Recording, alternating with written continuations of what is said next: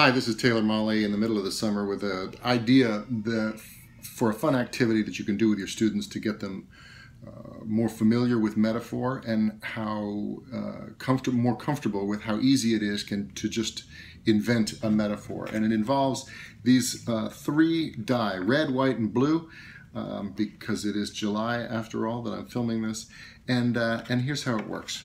You start by filling in all of the blank squares on the red shape, which will later be folded up and taped into your red cube. These are for what we call the big nouns, or the red concepts. These are the things that you will be using the metaphor to describe. The example word is love. So you fill in the blank squares with other big concepts. These are the things you like to write about: loneliness, the heart, democracy, poetry, and childhood. Then you move on to the adjectives. The diagram looks gray on the piece of paper, but once you cut it out and put it next to the red and the blue die, it will look white.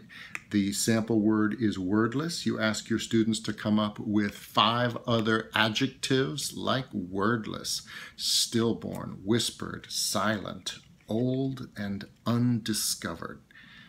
Lastly, you move to the blue objects, also called the small nouns. These can be humbler things you can either touch or point to, and the example word is prayer.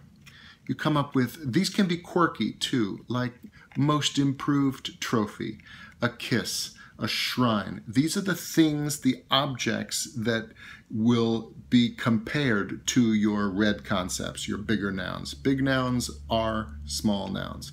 A big noun is a wordless small noun. Once every box is filled with the appropriate word, you cut the entire thing out. All the directions end up being part of the trash. Then you fold, all right? It's important to do all your folding before you do any more cutting. It makes it easier once the shapes are cut out to fold it into the cube. Separate the shapes and then start taping them together. You'll very quickly learn that small pieces of tape work better. You don't actually have to tape every single edge. And you end up with 3, 1 for each part of speech, obviously. As you can see, it's pretty flimsy and very light. That comes in handy, actually.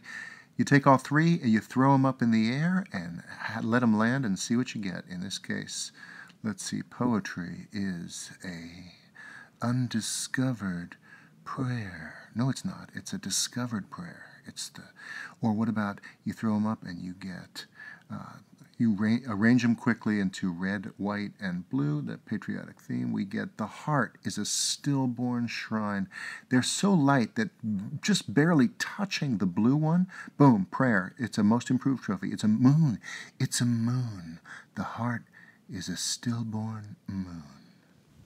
Obviously, some work, some don't. Some you look at and say, no, it's not. That doesn't work at all. But even the ones that don't work are instructive and often funny. And then what you do, if you have the whole class do this, you can pretty much get rid of the red ones and just keep a box of adjectives and a box of small objects. And the next time a kid has a line like, all I wanted was her love, you say, why don't you just make that a metaphor? Grab an adjective or 2 and grab a object and say, don't just say all I wanted was her love, say all I wanted was the stillborn child of her love. Sometimes you get happy accidents. Enjoy rolling metaphors. It's a wonderful hands-on activity, I've found. Have a good year.